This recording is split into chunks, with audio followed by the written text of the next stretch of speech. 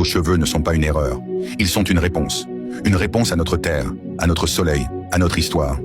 Regardons véritablement cette vidéo et essayons d'en tirer des leçons parce que cette vidéo cache un secret profond. On regarde. Observez un peu l'individu ici. Lui et moi avons presque la même longueur de cheveux. Pourtant, si lui et moi nous rendons ici à Yaoundé dans un bureau administratif, lui sera reçu et moi je ne serai pas reçu. Le motif sera tout simplement, pour moi, apparence non conforme. Pourtant, lui a de longs cheveux et moi également j'ai de longs cheveux.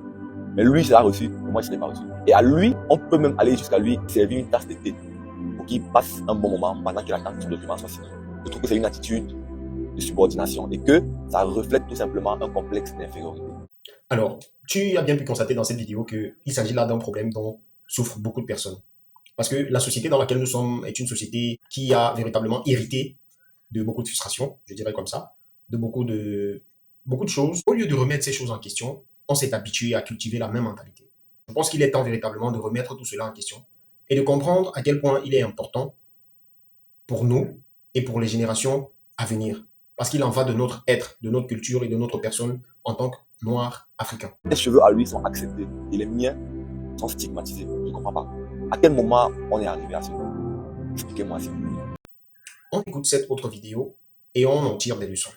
Dans les années 50 et 60, on verra même des groupes révolutionnaires, notamment au Kenya, des soi-disant Mau, qui luttaient pour la liberté et l'indépendance du Kenya, porter des Rastaloks. On verra également les membres de l'organisation révolutionnaire afro-américaine MOVE porter des Rastaloks, ou encore les Rastafari, afin de s'exclure visuellement de l'idéal de beauté européen du diktat blanc. Les cheveux sur l'ensemble du continent africain sont très différents et varient considérablement en texture ou encore en apparence. Cependant, une chose reste assez constante dans les différentes régions africaines, notamment à l'époque, les coiffures afro étaient un outil de communication non verbale, car ces coiffures reflétaient souvent à l'époque des royaumes l'âge, le groupe ou encore le statut social d'une personne. Au sortir de ces deux vidéos, on se rend compte véritablement que le mal est profond.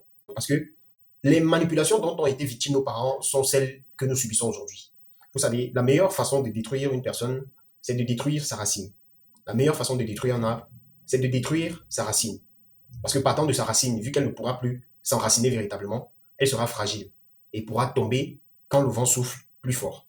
Avec l'avènement de l'esclavage et par la suite de la colonisation, le cheveu afro sera systématiquement diabolisé. On parlera notamment de la loi Tignon de 1786 à Louisiane, qui obligeait même les femmes africaines à porter le foulard pour cacher leurs cheveux. Moi, je vois ceci comme étant une sorte de désenracinement de la culture africaine.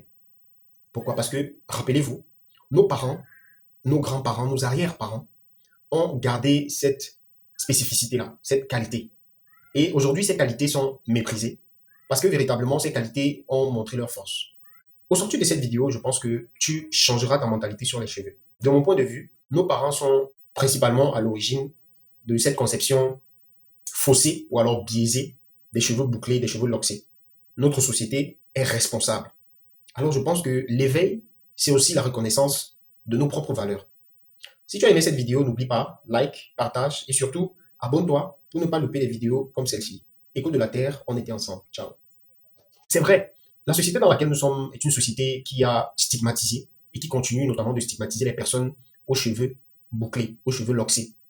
À côté de ça, c'est aussi vrai quand même que